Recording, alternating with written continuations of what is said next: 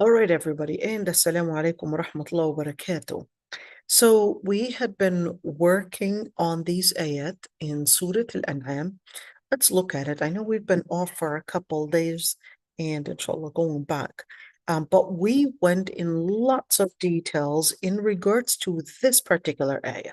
وَلَا تَسُبُّوا الَّذِينَ يَدْعُونَ مِن دُونِ اللَّهِ فَيَسُبُّوا اللَّهَ عَدْوًا بِغَيْرِ عِلْمٍ كذلك زينا لكل أمة عملهم ثم إلى ربهم مرجعهم فينبئهم بما كانوا يعملون. And in regard to this ayah, which basically means, and do not say words of profanity on those that worship other than Allah subhanahu wa ta'ala, lest them, and of course, that is to avoid their aggression or an aggression or provoke them to probably behave in an aggressive way against Allah subhanahu wa ta'ala with no knowledge. For every single certain group of people or nation, their actions are basically beautified to them, and that's basically out of arrogance. Then their return is to their Lord Almighty. In other words, He'll hold them accountable and He will inform them of what they had been doing. When you say He'll inform them, it's not just an issue of giving them the information. It's not like what they hadn't known what they had done.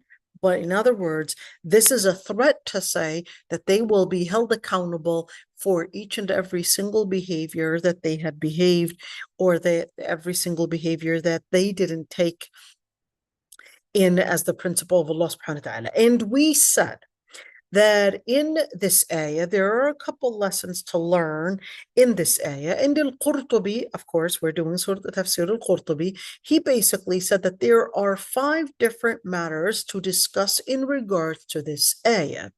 So because al-Qurtubi, of course, didn't necessarily want to go in all the details, but we did our little piece of homework and we discussed on a side some of that.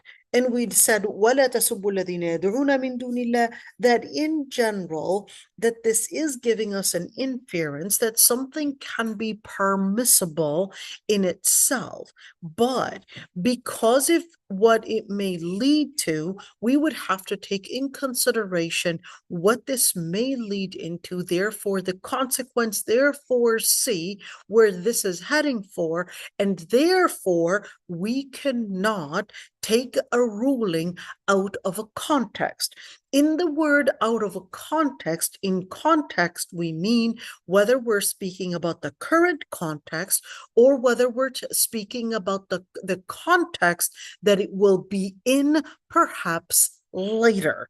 In other words, context goes beyond the time of present time, but it would also include how things will unfold perhaps later, perhaps a year later, maybe 2, maybe 3, etc. Now, what we would also get out of this ayah, as the Malikis and the Hanbalis, and in fact all the madhahib.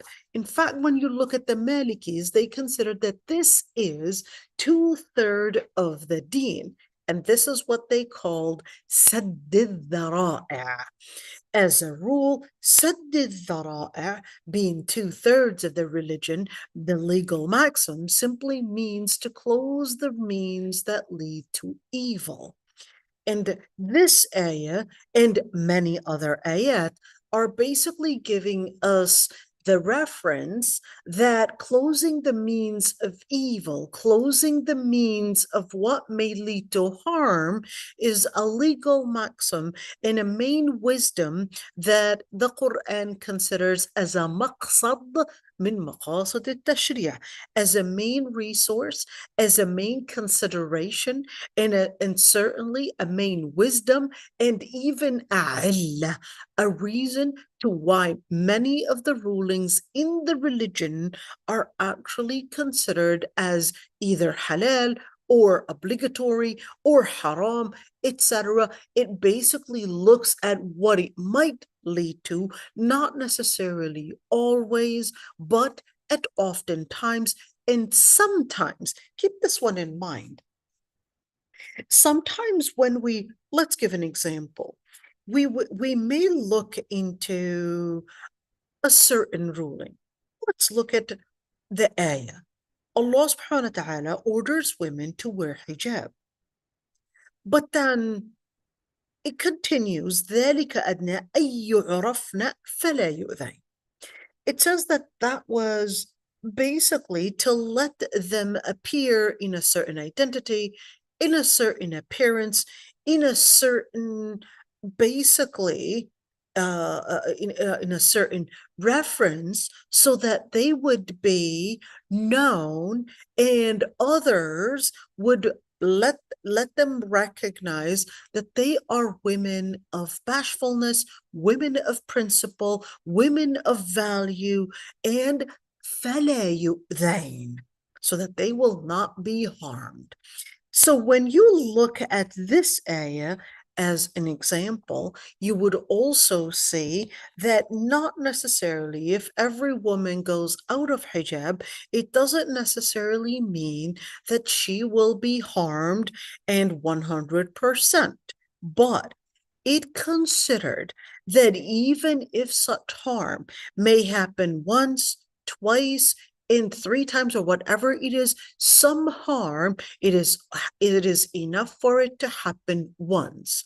How many times do you need to get raped to get or perhaps develop PTSD, or probably trauma, or probably a fear or phobia or whatever it is, those things that may cause a mental illness? It doesn't have to happen frequently in order for us to say that, yes, this is a result of 1, 2, 3. So Islam considers that there's certain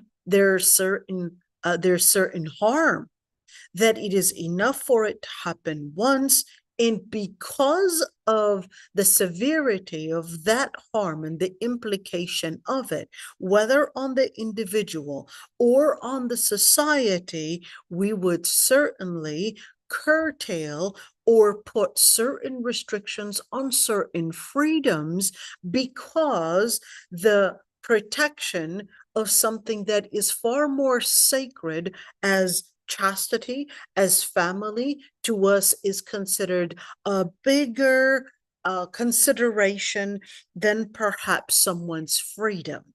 So therefore, Islam would tell us that the legal maxim of weighing, one, the pros and the cons, and weighing the odds, and weighing the different implications of whatever ruling we're talking about, that this is also to be taken in consideration as one, a wisdom or a illah.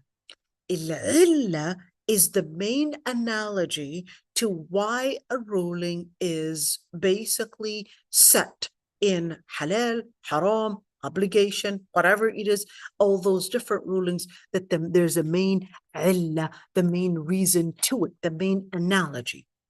A wisdom may not necessarily be known or be specified, because a wisdom may actually have different ways of how we may realize, we may learn, we may research to see perhaps different positives to why the ruling is in that way, and perhaps negatives as well, why the ruling is not in the other way. So when you look at the hikmah, you're speaking about learning the pros and the cons and the negatives and the positives, and learning about the different things that relate to that ruling.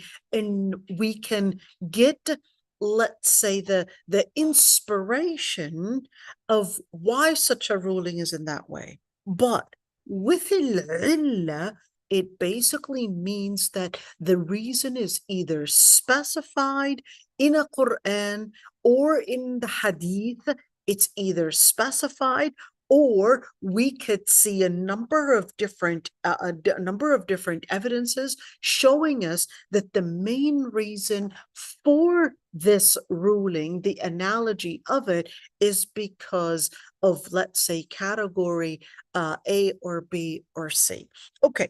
Now, having that being said, we had seen how, number one, the story that relates to this ayah that some Sahaba basically had been, of course, speaking about the pagan gods and speaking in that way. So they wanted to retaliate and thought that, you know what, the best way to do it is basically to swear and speak ill of your Lord.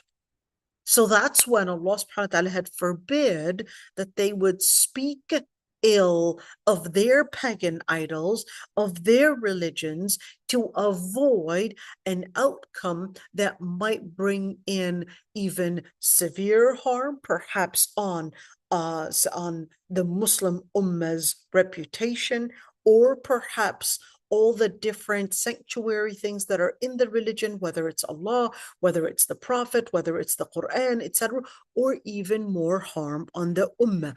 Let me just emphasize the part about the Ummah, because so many times, especially with the political situations left and right, it's important to consider whether we're speaking about politics, military, jihad, or whether we're speaking about decision makings, home, whatever it is, taking in consideration the outcome is the core of the religion. But it's important to understand, keep this one in mind. Many times people would, under the pretense that there is al-maslaha, pause for a second. What is al-maslaha? Al-maslaha means interest, but this is an interest of money. This is speaking about interest, meaning the benefit. But many will use that as a way to sometimes bend the religion under the pretense that the maslaha requires so.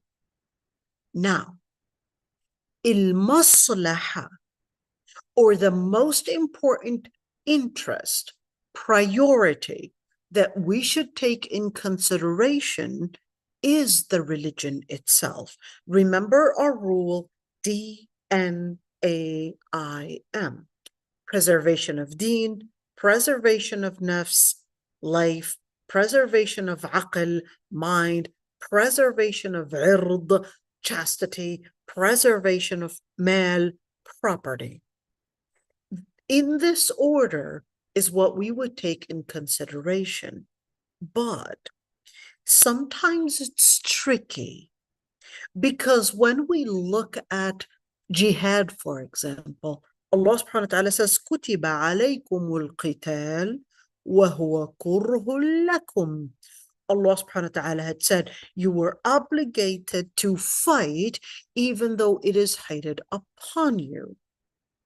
It also said in the Quran, where Allah subhanahu wa ta'ala says, وَلَا تُلْقُوا بِأَيْدِيكُمْ إِلَى التَّهْلُكَةِ, and do not lead yourself to corruption, to destruction, etc. Now, the context of this ayah is that some Sahaba, they basically thought that duty is all set, we're all done. So therefore, we don't have to engage in jihad because we don't have the enemies that we used to have before, and now we're basically set. We can just live our day life and basically take our consideration into probably our gardening, our farm, our basically daily day needs. And that's when Allah subhanahu wa ta'ala says, وَلَا تُلْقُوا بِأَيْدِيكُمْ إِلَى التَّهْلُكَةِ. What is this ayah inferring?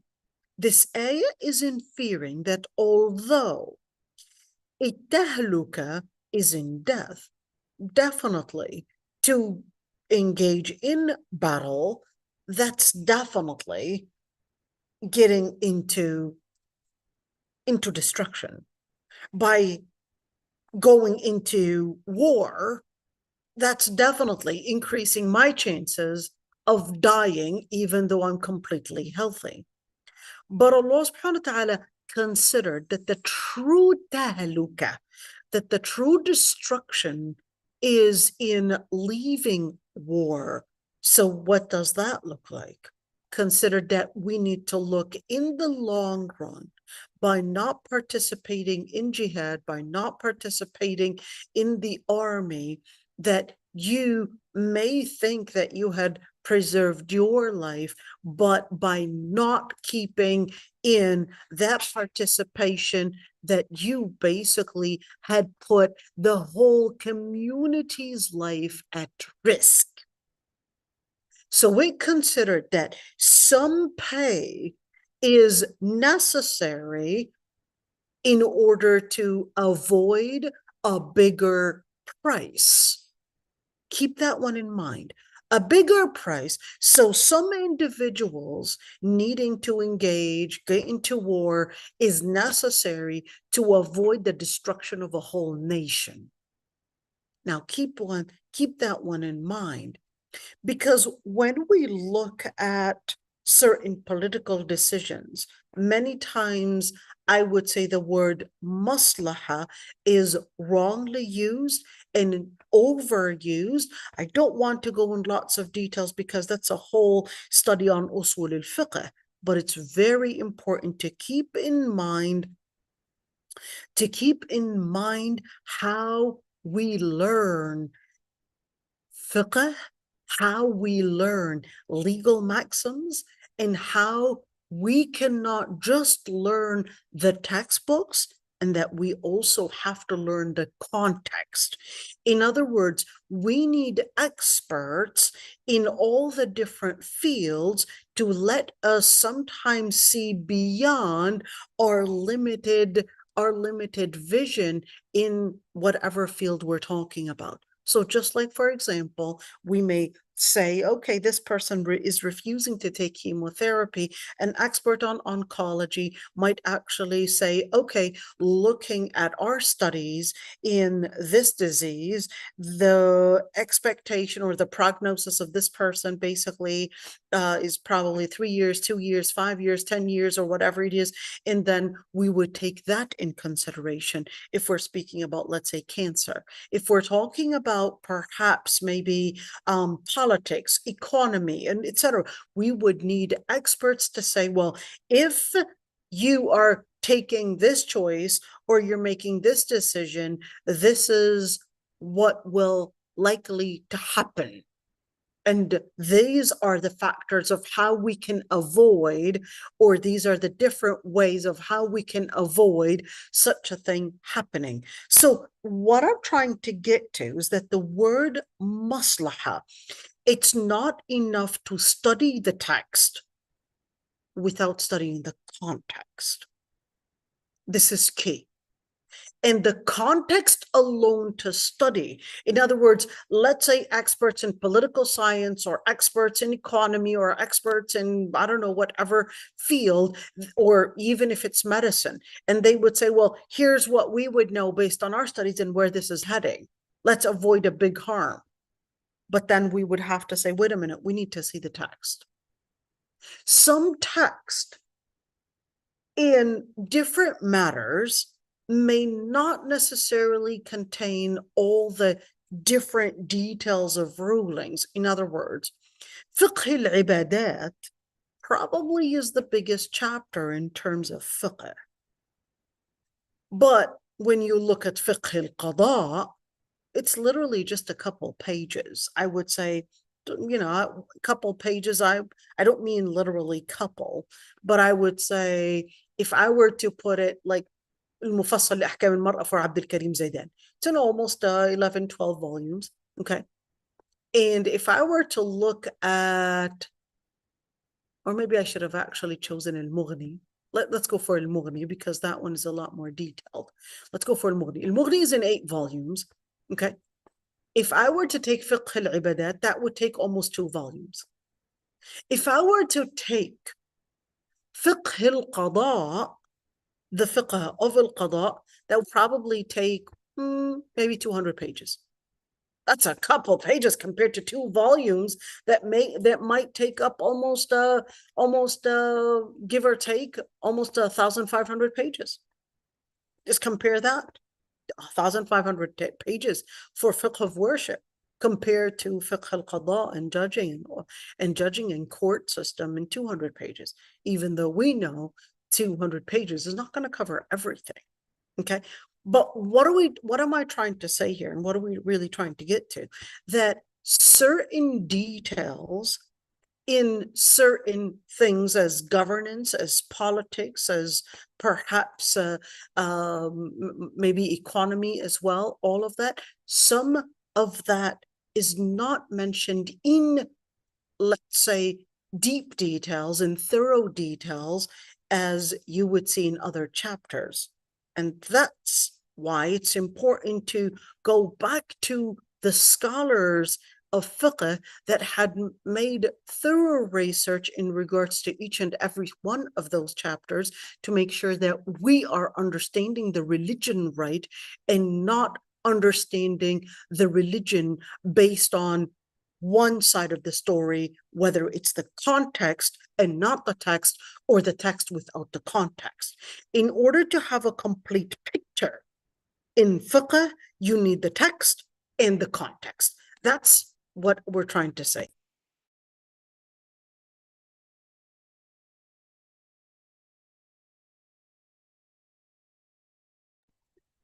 So therefore, we need the text and the context in order to thoroughly understand the picture, where this is heading, and how we understand basically the reading based on the Quran and Sunnah.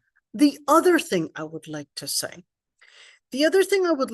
is that when we speak of text and context, we definitely need to also include the experts within this. What do we mean by that?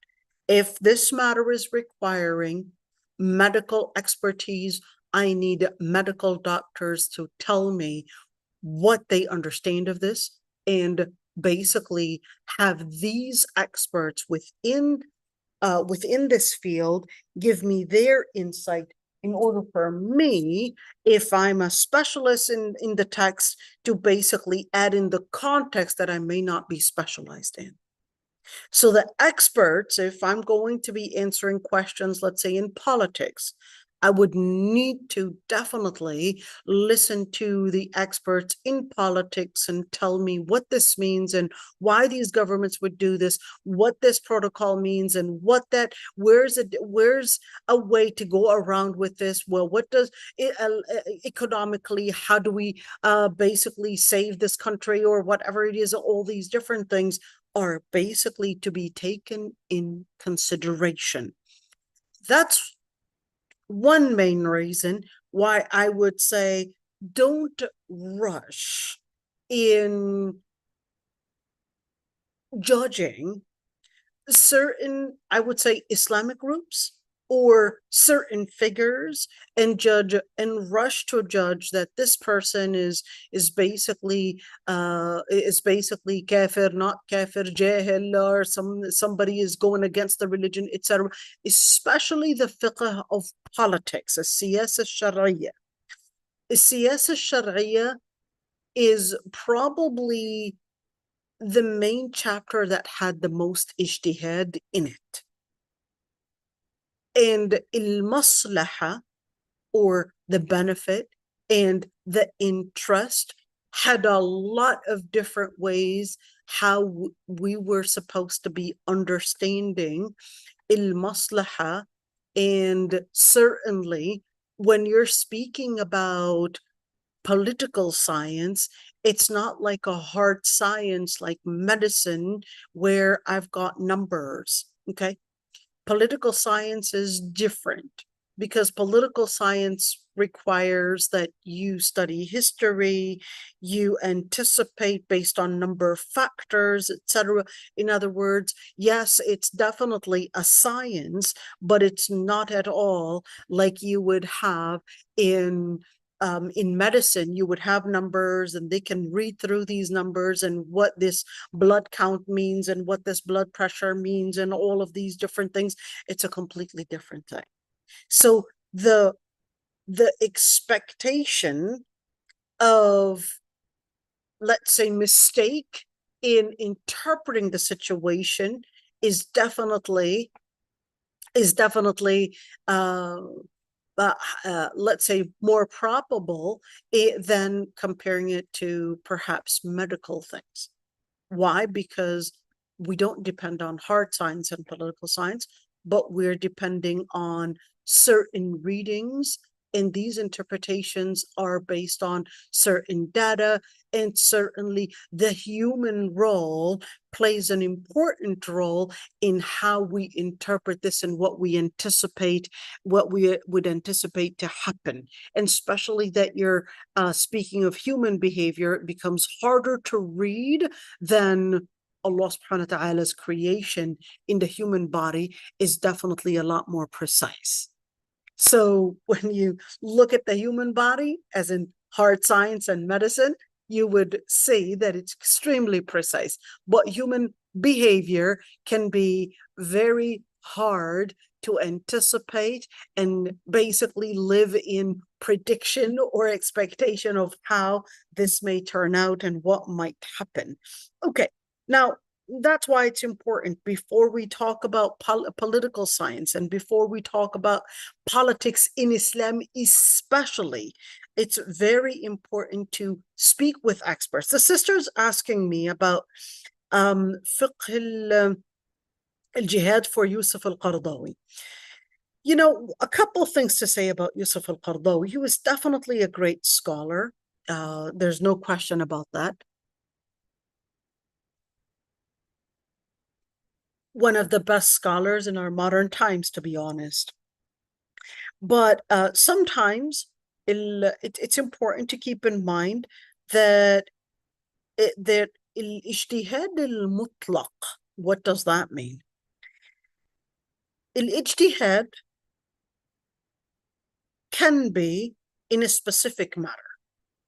For example, speaking of al-Qaradawi, he basically had his PhD on studying, and there were 2 big volumes, like almost 500 pages every single volume. So we're talking about almost a thousand pages just on fiqh al-zakah.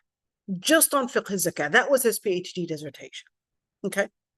That doesn't make al-Qaradawi only specialized in fiqh al-zakah.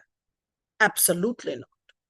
Because al-Qaradawi didn't just write on fiqh al-zakah, but he wrote on various sciences on Islam.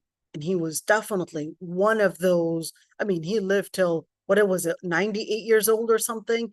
So definitely had a long history of politics and studying politics, and he was one of the scholars of al-Azhar. He was one of the leading students, one of the honored students, and later one of the honored ulama. And definitely, even those that would disagree with him would definitely endorse his ilm, even those that would disagree with him. But at the same time, why did I open the part about ijtihad mutlaq and the ijtihad in particular matters? Even if you're a alim, this is not whatsoever degrading the ilm of al-Qaradawi. Even if you're a alim, you will see other scholars. I'm not talking about some random people saying and speaking about al-Qaradawi as if they are basically putting head to head with al-Qaradawi. Okay. But I am saying is that what we really need today is in Sharia, we need scholars that are specialized in, let's say, multiple or dual specialties. What do I mean by that? We need doctors that are also fuqaha. We need political scientists that are also fuqaha. We need economists that are also fuqaha. We need perhaps psychiatrists and psychologists that are also fuqaha. Why? Because fiqh is a very rich science, that it's based on text in context. Studying the text is important, but studying the context in whatever field you're studying, that's also not something that we could all do. So I cannot be a specialist in medicine and a specialist in political science and a specialist in economy and a specialist in all of that. It would really take away all my life. That's a lot to study. And it's very important to be humble and say, I need to go to basically those experts that had dual expertise in dual majors in order for them to help me put these two together in one mind. This is extremely important to keep in mind, because what we see oftentimes is a person acting as an expert in all fields. This person would be, yes, a faqih, but just because you studied fiqh, it doesn't make you an expert on economy. And to talk about economy and all the details of banking and finances and the details of perhaps maybe politics and the detail in each and every single door. We need experts in that context. Someone might say, well, they don't have to study everything within that context for us to consider that these are specialists. I would say, I agree. Just because I need perhaps some information in regards to, let's say, oncology or OB or whatever it is, it doesn't necessarily mean that I have to study everything about it. I can have one expert explain one piece of it that is needed for the text that, or the question or the inquiry that we're discussing. I agree.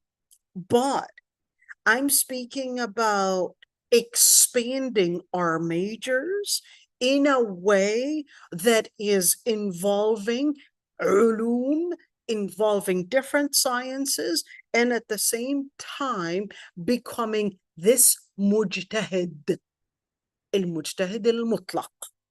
Al-mujtahid al-mutlaq is basically the mujtahid that is giving us fatwa in everything. This doesn't exist anymore. Just keep that in mind. Mujtahid mutlaq doesn't, in fact, it's impossible to exist. You know why? Before, the situation and the sciences that were there were pretty much limited in their resources. Right now, even if you have a neurologist, for example, he won't treat each and every single case, but he will be specialized in MS in neurology, or perhaps maybe in epilepsy in neurology, one specific thing, or a couple diseases that they had basically been working with and studying and researching and probably experimenting, etc. And this is one field. Okay, now that's the same thing. The ulum and the sciences have expanded so massively, especially in the age of one technology, in the age of right now AI is jumping in, and three, with the age of research and the age of scans and the age of all these different sciences have expanded so much that it is impossible for one person to be mujtahid mutlaq in the age of mass information. It's impossible. And it's impossible to contain all this ilm, and we have to learn how to be humble. We have to learn how to be humble and recognize that al-ulum, that sciences have expanded so much that I need experts within all the field. And in order for me to fully understand, somebody might ask a question on OB. I need to go to a doctor, probably an OB, and ask her, can you explain this to me? And I might take an hour or even more, even though it might be just a line. If this OB were to explain it to another doctor, she would probably just used a couple words, and that would have been enough for the other doctor to fully understand what they're talking about. That's it. They'll just write a small sketch. But for me, that's not specialized. A small sketch, I'll understand nothing. Just a small sketch or a brief note, I'll understand nothing. And I would have to get a doctor to tell me all these sketches or even these words and what they mean in each and every single word and what it means. And this is important to keep in mind. So when you talk about, for example, just a note on fiqh al-jihad that you had asked about for al-Qardawi, there's no question that al-Qardawi is a alim. But if we want to talk about jihad, just like when we talked about medicine, we need experts, let's call them on ground, in order to really fully speak about jihad, for example. You really need to be on ground, on site, and fully be a person that is in the field in order to really discuss the matters that relate to the questions that would arise. Just keep that one in mind. So it's so easy, for example, for an outsider to give a fatwa and their theory about what happened, for example, on October 7th. It's so easy when you're an outsider. Yeah, you can say all you want. But the people there, they'll have their vision. But even the people there, it's not enough, because there's another vision that we also have to put in perspective, which is how this will unfold on the society and the Muslim nation at large. So we have to put in a number of different contexts in order to basically say, is this right? Is this wrong? How will this unfold? What is going to be basically happening to perhaps our ummah? What's going to happen in the long run? There's definitely a price to pay, but what might happen to our schools, our hospitals, our homes, our children, our lives, or the ummah, all these different things are to be taken in consideration. And that's what would make, since you asked about fiqh al-jihad, for example, it's not enough to make a short note, but we would need experts within that field to help me understand the details.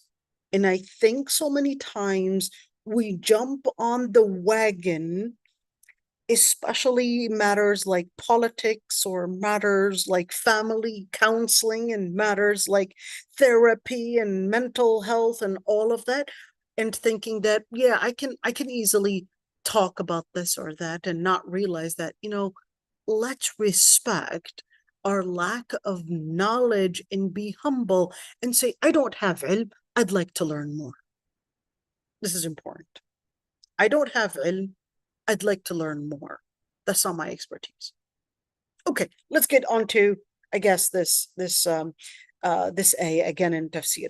قال العلماء حكمها باق في هذه الأمة على كل حال. And we talked about this ayah, that the ruling in regards to this ayah is basically going to be a default ruling that we would all take in consideration at all times and throughout history. If a disbeliever had the power, had the ability, and we feared that this person that is basically a kafir, who had the power, had the authority, and probably military, whatever it is, and they were capable of bringing and inflicting a lot more harm than the harm that we're probably inflicting, then in that situation, you have to take in consideration on how and in what ways that this kafir who is in power, how they may retaliate and probably bring a bigger harm than the harm of you probably thinking that I'm here, trying to prove my Muslim pride.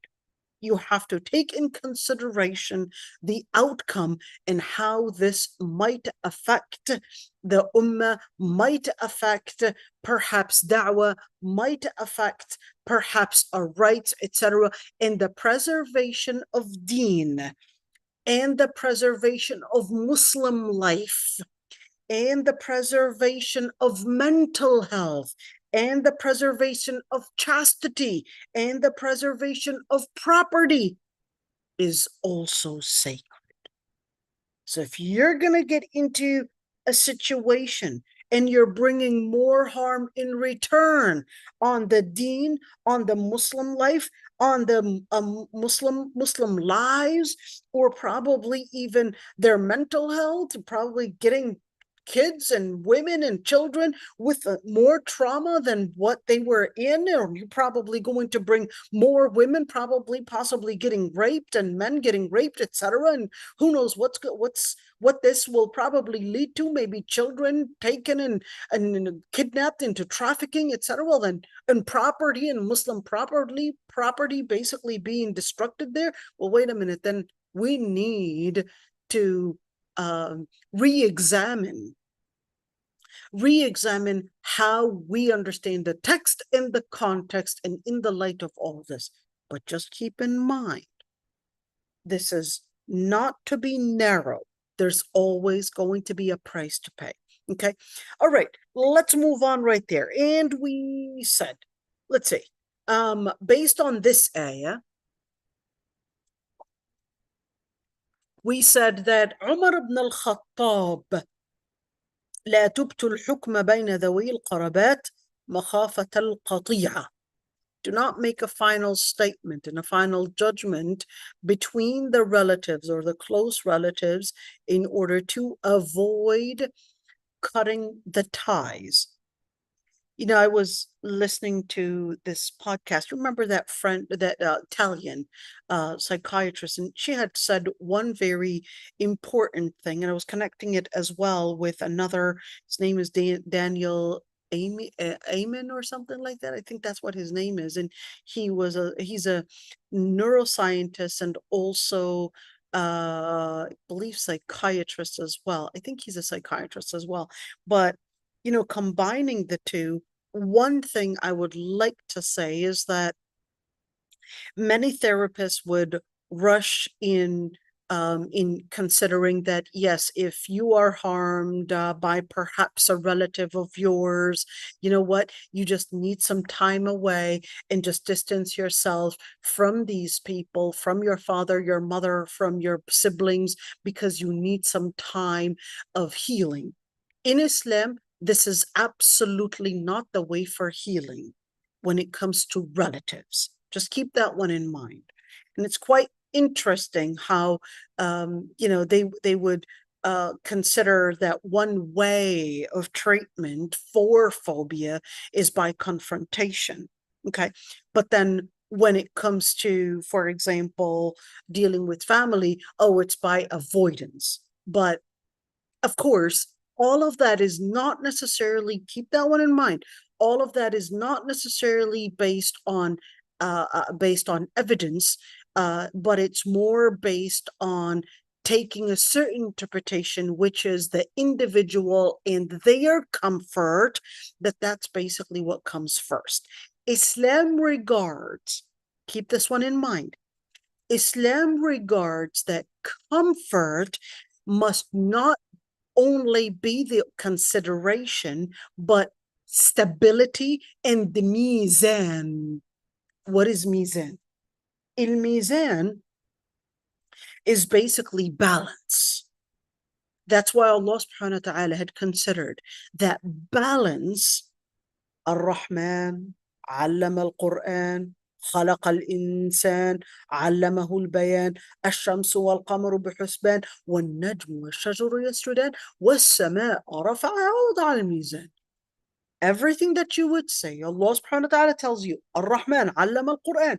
Quran is there in order to bring about stability, in order to set the principles, set the grounds, basically to what will bring inner stability, social stability, economical stability, mental stability, and the list goes on and on. So he said, okay, I want you to go back to the Quran in order to find where that balance and how that balance is basically there in intricate and intrinsic ways within the nature that Allah subhanahu wa ta'ala had created. Therefore, علم القرآن خلق الإنسان علم القرآن الشمس والقمر بحسبان. Whether we're speaking about how things would rotate in a certain rotation in nature, الشمس والقمر بحسبان والنجم والشجر يسجدان, or whether we're speaking about the different najm is not the star, but najm is basically those plants that would grow on ground, and the shajar are basically the trees that would grow upwards. Okay, so that's basically to tell us whether you would recognize the pattern, or you may see different ways of how the patterns are created, whether a najm is a standing tree, a shajar is a standing tree, and a najm is a tree that grows downwards, that at the end, that just because you see some variance, it does not mean that they are not within the mizan that Allah created. Therefore, when Allah subhanahu wa ta'ala had told us in Surah Luqman, وَإِن جَاهَدَاكَ عَلَىٰ أَن تُشْرِكَ بِمَا لَيْسَ لَكَ بِهِ عِلْمٍ فَلَا تُطِعْهُمَا وَصَاحِبْهُمَا فِي الدُّنْيَا مَعْرُوفًا. When Allah subhanahu wa ta'ala had said, even if your parents would fight you to associate partners with Allah subhanahu wa ta'ala, don't obey them in that regards, but صاحبهما في الدنيا معروفة. But you would have to keep a balance. You would have to keep a relationship on good terms with your parents. In other words, it's not by avoiding them, but it's actually by maintaining a certain level of patience, a certain level of thabat, of stability, a certain level of endurance, even when they may cause harm, because that's going to give you the strength to basically get stronger in your life, because you would always need this bond between you and your family.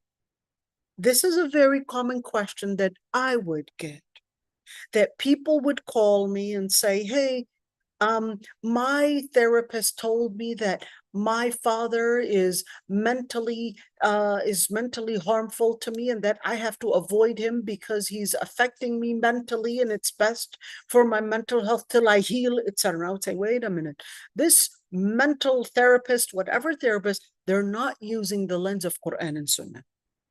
Quran and Sunnah are telling, no, the way is not by avoidance, but is basically to adapt, to help your mind recognize, don't run away, but I want you to basically get into the discipline of learning how to grow better behavior, how to grow in keeping this relationship and being stronger, and at the same time letting others know it's okay to sometimes, probably with adab, to probably set certain boundaries if someone is transgressing their boundary. Okay, setting certain boundaries, but when it comes to parents, with adab. With adab. When you say with adab, uquq is in 3 different levels. Keep this one in mind. There's number 1. The first level of uquq is basically words as what we would consider as like an onomatopoeia. Oof. Slight body languages that may show what is called tadajjur. What is it, tadajjur? Tadajjur is to show signs of defiance, to show signs of rebellious behavior, to show signs of you're hating something of them. That's basically right there, tadajjur. That's the least. The second stage of uquq is when we're speaking about signs of body language to a body language and perhaps a word. Where did we get that from? Allah subhanahu wa ta'ala says, وَاخْفُضْ لَهُمَا جَنَاحَ الذُّلِّ مِنَ الرَّحْمَةِ. وَاخْفَضْ لَهُمَا جَنَاحَ الذُّلِّ. Whenever an arrogance comes in, that's not dhul anymore. When the ayah is saying you would have to put in janah dhul, you would have to put in a level of dhul, a level of humility. So if this arrogance is shown in behavior, as in stage one, uquq, and then therefore moving to stage two, things like maybe slamming the door. Mom is calling me, but then I pretend I can't hear her. That's stage two. Stage two, perhaps maybe she's telling me to do something. Oh, come on. Making words of condescending statements. Who are you to tell me that? I'm not even going to listen to your advice. Oh, look at you. Or using words of condescending statements. That's stage two. Stage three is basically going beyond, and that's going way beyond calling father names or mother names, or perhaps hitting, or perhaps, pushing, or anything of that sort. That's stage three. And all are uquq. Okay? All right. So when we look at لا تبت الحكمة بين ذوي القربات مخافة القطيعة, this is to let us know this isn't just a relationship between the father and the mother and the children, but this is also talking about the siblings as well. There's a certain relationship that we don't need to rush in putting a ruling, and that sometimes we need to give a time of trying to figure out a way of reconciliation. And that many times, especially during our times where we're always in a rush, whenever someone transgresses their limits with us, that we would just simply want to swipe or block as the easiest way to run away. Islam teaches us that no, running away from a treatment, running away from an illness, it just delays and perhaps makes that illness grow bigger and bigger. So what should I do? Islam wants you to look up for the treatment as soon as possible, especially when it comes to siblings, before this grows bigger and perhaps brings in a bigger harm on you, on the rest of the siblings, and perhaps even on the society, where all the society would basically be broken. So therefore, to give that treatment when as soon as no more than 3 days is basically the way to make you feel better, to make them feel better, and bring about a reconciliation before it grows into animosity. And animosity kills you before it kills the other.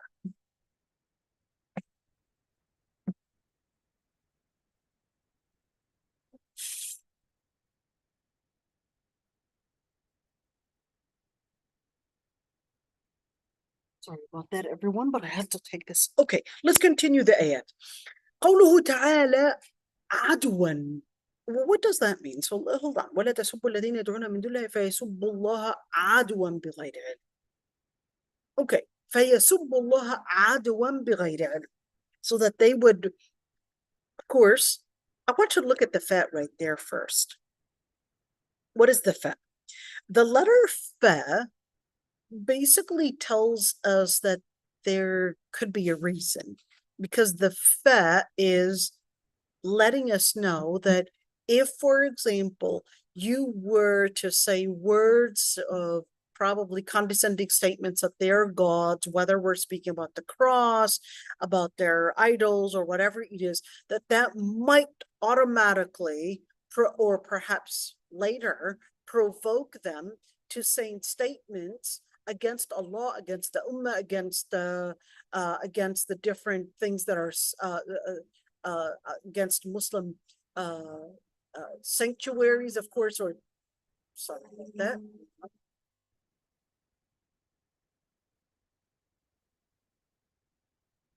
So here, they basically, I don't know if you can hear it, but they basically, I don't know, this smoke thing, and they start going around the whole neighborhood and putting this, I don't know, it's probably a chemical thing. It looks like smoke, but then they're to keep away bugs and insects.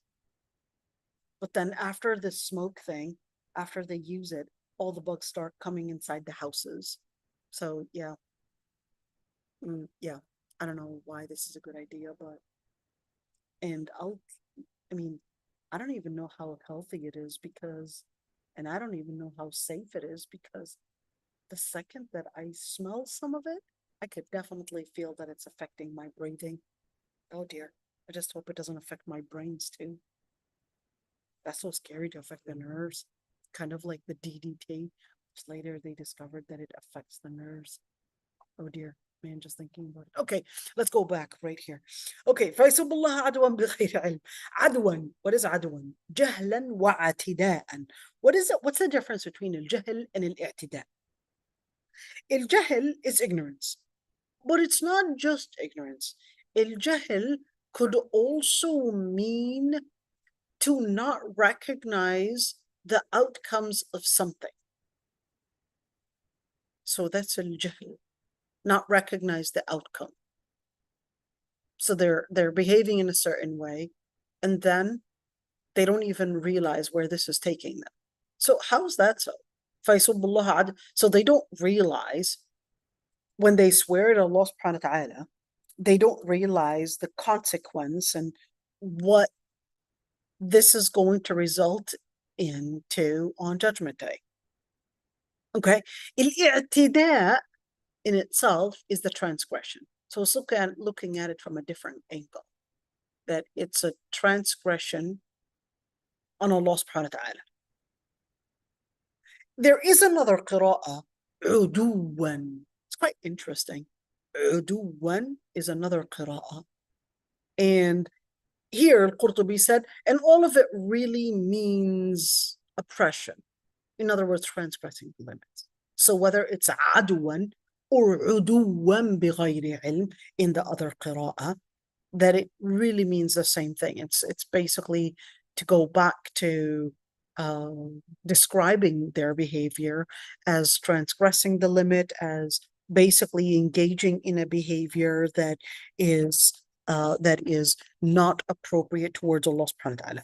Okay, and let's see. But in just like in that ayah, aduwan, and of course, whether uduwan or aduwan. So this is another qira'ah, uduwan, with a ayn that has a dhamma, and aduwan with a ayn that has a fatha. Okay, but of course, aduwan would basically mean an enemy. So the uduwan would mean transgression, but aduwan would mean an enemy. In other words, what? So when you're saying فَيَسُبُّ اللَّهَ عَدُوًّا بِغَيْرِ عِلْمٍ, not عُدُوًّا. So what's our qira'ah anyways, at least Hafs and Asim? عَدُوًا. عَدُوًا بِغَيْرِ عِلْمٍ. That's qira'at Hafs. Okay? عدوا بغير علم. That's قراءة أهل مكة. Another قراءة عدوا بغير علم. Okay, عدوا بغير علم. Okay, let's see. فإنهم عدو لي إلا رب العالمين. As in Surah Al-Shu'ara right there. عدو. والعدو is an enemy. So this is فيسب الله عدوا بغير علم. فيسب الله عدوا, like they're an enemy to Allah. Okay, that's what that other qira'ah would basically mean. Okay, let's continue right there. كذلك زينا لكل أمة عملهم.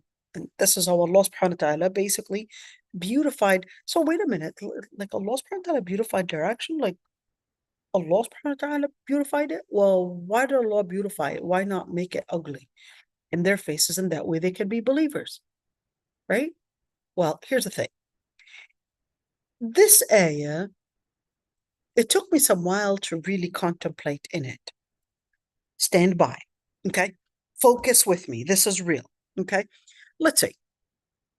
When you look at this ayah, it said, كَذَلِكَ زَيَّنَّا. Here we go. We're going to delete a couple things right there. Okay, I said delete, not right. Okay, pay attention to this one. Okay, here we go. I'm going to make this bigger. فَيَسُبُّ اللَّهَ عَدُوًّا بِغَيْرِ عِلْمٍ. So this is basically describing their action. But what was actually dragging my attention is this piece of it. كَذَلِكَ زَيَّنَّا لِكُلِّ أُمَّةٍ عَمَلَهُمْ. Every single nation, their actions were basically beautified to them. The question that arises is, okay, so when you say كَذَلِكَ, you're letting me know that there's a paradigm. There's a certain standard, whether you see it or you don't, but it's there. In other words, think of it as cause and effect. Let's see. So if you're saying every single nation, Jews, Christians, you talk to the Jews, why are you doing this in Gaza? And they say, well, God promised us this land. And yeah, the centricity is that we're the center. And therefore, these Palestinians, they're nothing but animals. We have the right to basically eliminate them using different methods to eliminate them, whether it's killing, raping, imprisoning, dropping bombs over their heads, using whatever method, all of that. Yeah, well, they'll create a narrative for it to make it seem and appear justifiable, that it's basically an act of nobility, whatever it is, all of those different things. That's zayyana. In other words, they're going to use different ways to give it a name that may make it seem as if it was a noble act, that may make it seem as if it was an honorable thing. They will give it a name to make it seem like it's a that it's a fact, that it's right, etc. This isn't talking about one particular nation, but this is actually talking about all other nations. When you talk about zayyana, this is not to say that Allah subhanahu wa ta'ala had made it as beautified to them, but Allah subhanahu wa ta'ala had basically created our minds, basically containing that we cannot live in discrepancy and in contradiction with ourselves. So what do? In order to feel that we are balanced and that we have a coherent statement, we will create a certain ideology, and we have the capacity in our mind, because the word كذلك, we have the certain capacity in our mind to manipulate ourselves in a certain ideology, to manipulate ourselves in a certain culture, to manipulate ourselves to basically put that into practice in a certain legislation, in a certain lifestyle, in a certain community, in a certain slogan that we might put out there, in a certain agenda, and the list goes on and on. This is زينا لكل أمة عملهم. Why? فينبئهم بما كانوا يعملون. Okay, now, how would they put that into practice? أقسموا بالله جهد أيمانهم لئن جاءتهم آية ليؤمنن بها. They would basically make all their effort to make an oath. Now, here's one thing. The people that would usually make oaths are usually the people that are doubting their own selves. Why? Because they're trying to convince you that they are right. So they keep on swearing and they keep on repeating a certain rhetoric and a certain slogan because they themselves want you to get convinced in their rhetoric. So they would continuously use different ways to repeat it until you become so convinced of it. And a different way of adding to it is putting a religious label on it. So, جهد أيمانهم. Now, here's one thing.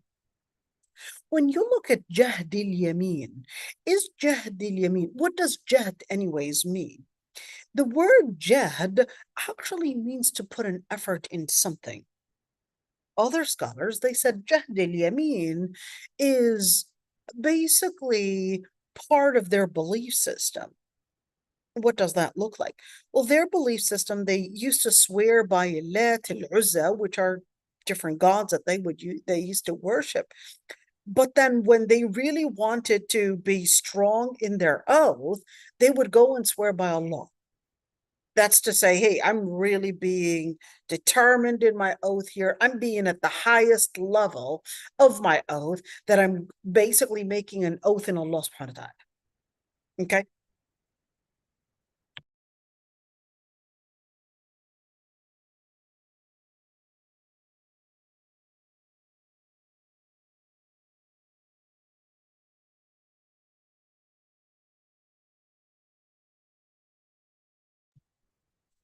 So, جهد أيمانهم, they would put in the effort to make this dua, or to make this oath, sorry, not dua, but this oath. But here's one thing. When you look at what were they making the oath to say? لئن جاءتهم آية, if they were to get a miracle, that they would believe in it. Well, that's good. قل إنما الآيات عند الله. Isn't that good? Well, yes and no. Let's say it would be good if they were honest about it. But isn't that similar to how Prophet Ibrahim asked Allah subhanahu wa ta'ala to see Allah? He wanted a miracle. And he said, قَالَ وَلَمْ تُؤْمِنْ قَالَ بَلَا وَلَكِنْ لِيَطْمَئِنَّ قَلْبِي. Isn't that the same thing? Why is it when Prophet Musa asked for to see Allah, or Prophet Ibrahim, that was okay, and when the disbelievers, they asked for an ayah or a miracle, and they were saying that we promise we're going to believe in this, that was considered as a way of disrespecting Allah? Two things. Number one is that the disbelievers, they were not seeking a miracle. They were seeking a way to mock the religion and mock every single evidence that was put at them. Number two, Prophet Ibrahim, when Allah subhanahu wa ta'ala asked him, قَالَ أَوَلَمْ تُؤْمِنْ, did you not believe?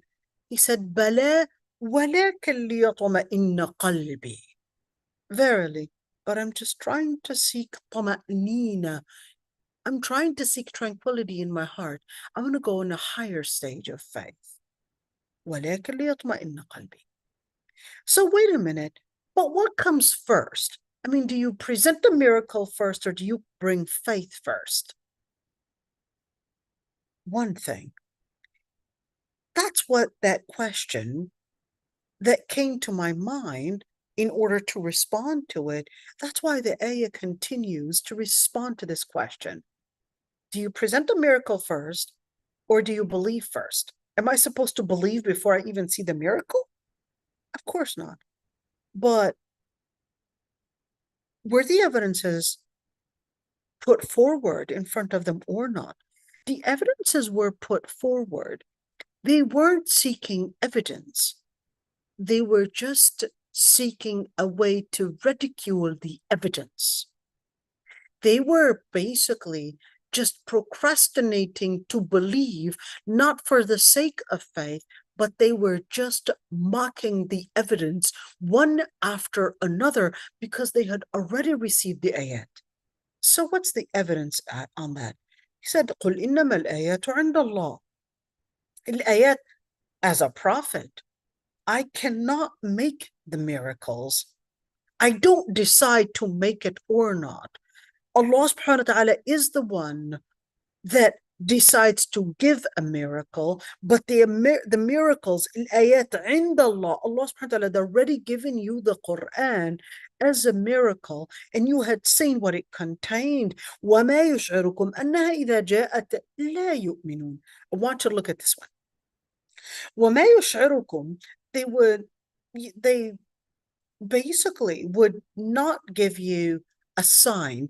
You may not realize that, and you would think that if there was a miracle, if only a miracle would happen, or at least something, what kind of a material, what kind of a miracle were they looking for? They were looking for a materialistic miracle, and they wanted something specific. They wanted the mountain of a Safa in Marwa to just turn gold. That was their request. They said, Nuh, he had this miracle, Musa had this miracle, Salih had this miracle. Why don't you bring us something similar? Also, you heard about those prophets and what miracles they had, right? Okay. And then right now you want something similar. Yeah, we want something similar like that. We want you to turn the mountain of Safa and Marwa into gold. So the ayah says, وَمَا يُشْعِرُكُمْ, and they wouldn't even make you feel. You would think that if only this happened, that they would believe. But the truth of the matter, that even if it were to happen, لَا يُؤْمِنُونَ, they would not believe. But why wouldn't they believe?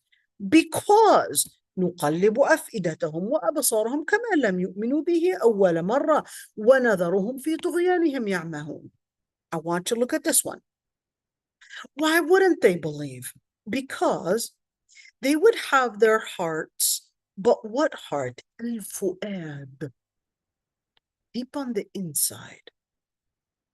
What really processes within their heart and even their sight. It would be as if they would go back to square one, like they didn't believe in it. In other words, they would give you a hypocritical image that they had believed. But the truth of the matter is that نَذَرُهُمْ فِي طُغْيَانِهِمْ يَعْمَهُونَ. Wait a minute. I want you to look at this one. نَذَرُهُمْ فِي طُغْيَانِهِمْ يَعْمَهُونَ. That is a key word to tell us what was really happening and why, if a miracle still happened, that they would still not believe, because the ayah is saying that they would be in طغيان. In other words, the behavior of transgressing limit after limit after limit that blinds their hearts. What heart? Want to look at this one. This transgression is what will lead, this transgression that they would be engaging in, this is what will blind their heart and blind their sight from processing what they had seen. The result is going to be that they would not even believe in it, but they will give you an appearance and a hypocritical appearance to a certain amount of time, as if they were believing in it, but that won't last long. Why won't it last long? It won't last long because Allah subhanahu wa ta'ala is letting us know that it won't last long. Oh, let me see the page that I'm sharing. Okay. It won't last long because Allah subhanahu wa ta'ala is letting us know that ولو أننا نزلنا إليهم الملائكة وكلمهم الموتى وحشرنا عليهم كل شيء قبلا ما كانوا ليؤمنوا إلا أن يشاء الله ولكن أكثرهم يجهلون. So the ayah continues to explain to us, even if the angels were sent to them in the image of angels, and even if the dead would come to them from the future and basically would come, and everything is حشرنا عليهم كل شيء قبلا or قبلا in another qira'ah. In other words, even if they had seen these miracles face to face, and even if they had seen it right at their right in front of them, ما كانوا ليؤمنوا. They're really not going to believe. Why not? Because they're not seeking evidence, they're seeking arrogance. Keep that one in mind. They're seeking arrogance. So that's why the ayah, وَلَكِنَّ أَكْثَرَهُمْ يَجْهَلُونَ, because most of them are يَجْهَلُونَ. Remember when I said before, jahila can mean not to know, and jahila could also mean to transgress the limit in a way where you don't recognize the consequence, and that's basically only going to happen when you have arrogance. In other words, the reason behind their motive, the motive behind their request is, number one, that they're arrogant. Number two, that they were living in طغيان, in behavior that is transgressing all the limits. Number three is that you could see كذلك. Here's number three reason. كذلك, going back to the same كذلك right there, it's telling us it's all a whole paradigm. It's all a whole set of different reasons, causality, just like you would see right there, causality. There's a cause and an effect. The other reason is that كذلك جعلنا لكل نبي عدوا شياطين الإنس والجن. What is the reason? You would say every single prophet, he had enemies, and these enemies of shayateen, they were distant away from Allah subhanahu wa ta'ala, from the humans and from al-jinn. In another qira'ah, from al-jinn and al-ins. Anyhow, يُعْطِي بَعْضُهُمْ إِلَى بَعْضٍ. What would they do? Well, basically, they would give them inspiration of what? زُخْرُفَ الْقَوْلِ. How is زُخْرُفَ الْقَوْلِ different from the part when زينا, beautified it? It comes with the same way, comes within the same idea. What is it? So you got the shayateen al-ins wal jinn. There's an ideology that basically starts as, they would see it as a beautiful thing. They would think that they have all the logic to support it. And then they would have a certain behavior that transgresses the limits in accordance with this ideology. And then they would create a certain behavior where it's transgressing the limit based on that ideology and that legislation. But then it doesn't end there, but it goes into creating different rhetorics, different slogans. زخرف القول غرورا.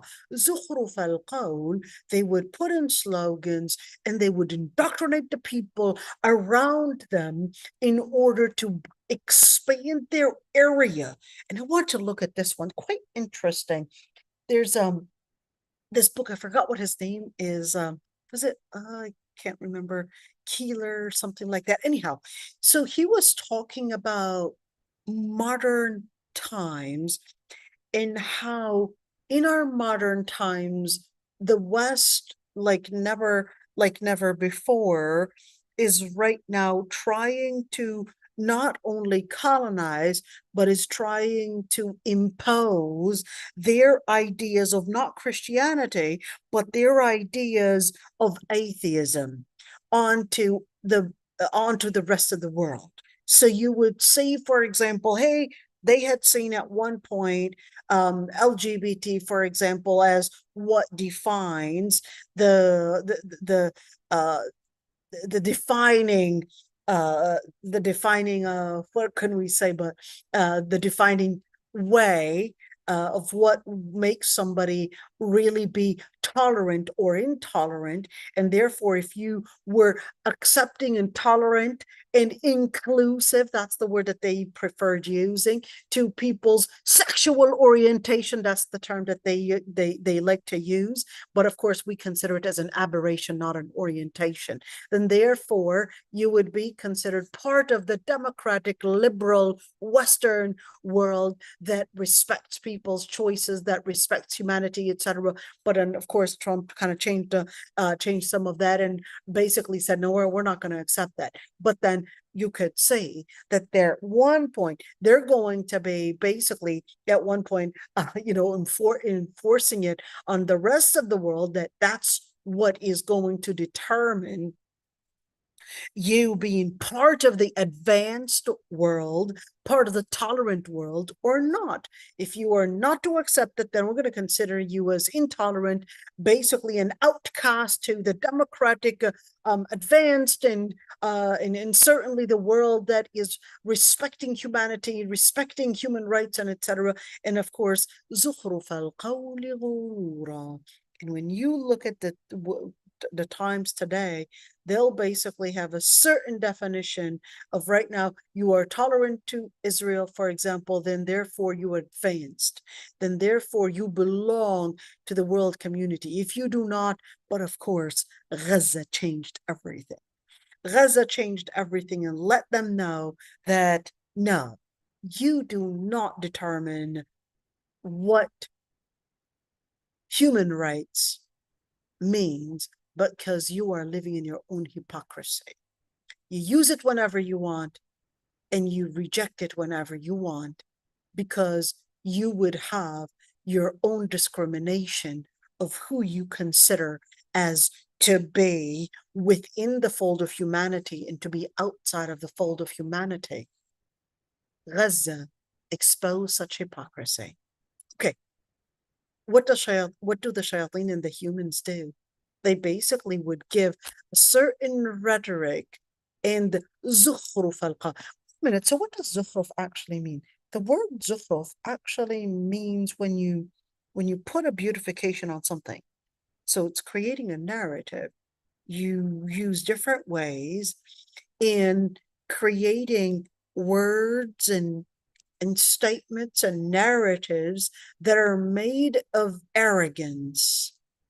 Love is love, right? وَلَوْ شَاءَ رَبُّكَ مَا فَعَلُوهُ. If your Lord Almighty had willed, they would not have been capable of doing it. Why? He had given them free will, but if he willed, he would have actually not given them free will. فَذَرْهُمْ وَمَا يَفْتَرُونَ. Okay, so how did they get to زُخْرُفَ الْقَوْلِ anyways? Because they were living in iftira. What is it? Iftira, blasphemy. They would create the lies in ideology. It starts out with a certain ideology, and then the ideology becomes a certain practice in legislation, in culture, within that community. And then, of course, the people get so normalized with it. And then after getting so normalized with it, it becomes what they're so patriotic about. زخرف القول غرورا. And then وَلِتَصْغَى إِلَيْهِ أَفْئِدَةُ الَّذِينَ لَا يُؤْمِنُونَ بِالْآخِرَةِ. And then you would have those that don't believe in Allah and on Judgment Day and Allah subhanahu wa ta'ala. What happens to them? Well, they're living just really at the edge of the religion, and then they get so indoctrinated so easily, and then they can't really set their grounds into their Islam. So what happens? So the ones that don't have their faith in place with Allah subhanahu wa ta'ala, they'll basically get so normalized with it, and they'll basically take in and listen to it, and their rhetoric, they'll fall for it. And then they basically وَلْيَقْتَرِفُوا مَا هُمْ مُخْتَرِفُونَ. And then they get into behavior after behavior and transgression after transgression. And then without them realizing, they basically will be completely outside of one, the aqidah, two, the legislation, three, the identity at large, and then that locks their heart. Even if they were to see a miracle, they would still not believe. Why? Because their mind, their heart, their behavior, all were distant away from Allah subhanahu wa ta'ala. If they were to even see a miracle, they would not even believe. And even if they put on an image that they were really believers, they're just really going to be matter of time and they're going to show their true colors. So what would they be living in? They would be living in their own doubt. They would be living in their own doubt. What's the evidence to all of this? Allah subhanahu wa ta'ala says, so if you say that this ayah, when it said, أَقْسَمُوا بِاللَّهِ جَهْدَ أَيْمَانِهِمْ لَإِنْ جَاءَتْهُمْ آيَةٌ لَيُؤْمِنُنَّ بِهَا, is this basically telling us, is this the prelude or is this the ending? This is the ending. Okay? So then it tells us right there, this is telling us their end of what happened. Their end is that they would come in and set forth some kind of a display and say, if only you would give us miracles, we would show this and this. But Allah subhanahu wa ta'ala is telling you, let me unearth how they got there. How did they get that far that even if they were to see a miracle, that they would not actually believe? And this is how they got that far. Their hearts were living in tughyan. They, in action, they were living in jahiliyyah. In community, they were living in self-manipulation of narrative upon narrative to beautify the wrong ideology, the wrong legislation that they were living in. And in the end, they live in self-manipulation. And then, yet, on the side, you may see some of those that are disbelievers, some of perhaps even some believers may sometimes give a listening ear and get normalized with that. And وَلْيَرْضَوْا, they would accept it. And then they would get normalized and they would engage in that behavior. And then they find themselves basically into the consequence of, even if they were to see a miracle, it's not going to be what's going to help them find the way. So the ayah says, I want you to recognize, أَفَغَيْرَ اللَّهِ أَبْتَغِي حَكَمًا وَهُوَ الَّذِي أَنزَلَ لَكُمُ الْكِتَابَ مُفَصَّلًا.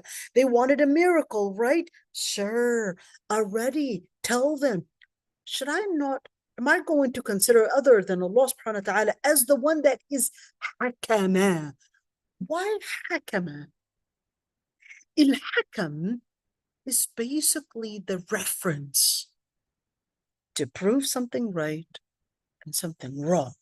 In other words, Allah subhanahu wa ta'ala is the reference to that we would go back to in order to define right and wrong, to help us recognize how to see the miracles, where to find the miracles, where are those miracles, how do I interpret these miracles. The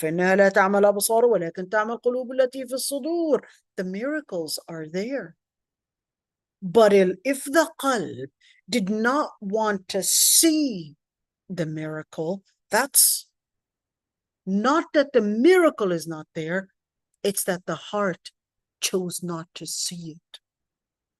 وَهُوَ الَّذِي أَنزَلَ لَكُمُ الْكِتَابَ مُفَصَّلًا. He is the one that revealed the book مفصلا. What is mufassala? In other words, there are a lot of details given you as miracles within that book, within the Quran. The miracles are there. The ones that had believed in it, they know that it is the truth from their Lord Almighty. But some, فَلَا تَكُونَنَّ مِنَ الْمُمْتَرِينَ, would just want to argue, not for the sake of getting to the answer, but for the sake of just wanting to put their arrogance and just procrastinate putting faith into practice. But at the end, truth prevails regardless of who accepted it and who rejected it. وَتَمَّتْ كَلِمَةُ رَبِّكَ صِدْقًا وَعَدْلًا. For the word of your Lord Almighty had been basically decreed, ordained. It was completed in truth and in justice. Why speak about truth and justice?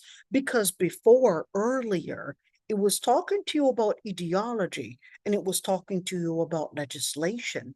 So Allah subhanahu wa ta'ala is telling you, you want to see truth. You want to see truth, well, you would see truth in the words themselves and what truth they contain. And one other way to see truth is to recognize how the religion brings justice. لا مبدل لكلماته. There's no change and no alteration in the word of truth and the word of Allah subhanahu wa ta'ala. Not because you don't accept it, it doesn't mean we're going to alternate it or we're going to change it in order for it to be something that you might feel that, okay, yeah, okay, I'll accept it that way. We don't change the word of Allah subhanahu wa ta'ala. We don't change truth to impress and to make it appealing to others. You don't change the word of Allah subhanahu wa ta'ala to make it appealing. Truth is truth, regardless of how others may accept it or how others reject it. وَهُوَ السَّمِيعُ الْعَلِيمُ. At the end of the day, is all hearing and all knowing. And just keep in mind, even if you were to obey all the people on earth, they would attempt to actually get you off the path of the Lord Almighty. In other words, it's not about how many people find it appealing or how many people think of it as right. It doesn't matter. Most people are basically just following speculation and not necessarily following truth. وَإِنْهُمْ إِلَّا يَخْرُصُونَ. If it's not following Quran, it's a blatant lie. What is it? Why يخرصون, not يكذبون? We're going to get to that. But inshallah, we'll continue tomorrow because there's a lot to say. Why يخرصون? There's actually a secret to it. Why يخرصون? إن ربك هو أعلم من يضل عن سبيله وهو أعلم بالمهتدين. Lord Almighty knows who's going away from the straight path of Allah subhanahu wa ta'ala, and He knows who the true ones that are guided are. So we're going to get to some of that, inshallah. So any questions before we end right here? Because I know there's so much to say, always. So much to say, but inshallah, tomorrow, let's kind of sneak peek at what we're going to do tomorrow, right? Let's sneak peek right there. وَأَقْسَمُوا بِاللَّهِ جَهْدَ أَيْمَانِهِمْ لَإِنْ جَاءَتْهُمْ آيَةٌ لَيُؤْمِنُنَّ بِهَا. Let's see, جَهْدَ أَيْمَانِهِمْ. And we're going to talk about what al-Qurtubi wanted to say about جَهْدَ الْأَيْمَان. So wait a minute, what about our Ayman? Can somebody, is there a story about this? Right there. And how authentic is that story? And when you say Jahd al-Ayman, can we as Muslims do Jahd al-Ayman too? What if I were to put my hand over the Quran? Is that like Jahd al-Ayman? Did the Prophet ﷺ like put his hand over the Quran or ask any Sahabi? Or does that even make it a bid'ah? What if somebody made an Ayman if they're not saying the truth, that their wife would be divorced or things like that? Is that a yameen? Or is that even haram to do? So, anyhow, so inshallah, tomorrow we'll talk about some things that, inshallah, related to the subject. And hopefully, inshallah, we'll cover more things. So stay tuned. There's really a lot to say. And inshallah, tomorrow we'll continue. سبحانك اللهم وبحمدك نستغفرك ونتوب إليك نشهد أن لا إله إلا أنت. But before I sign off, if there are any questions, go ahead, my friends.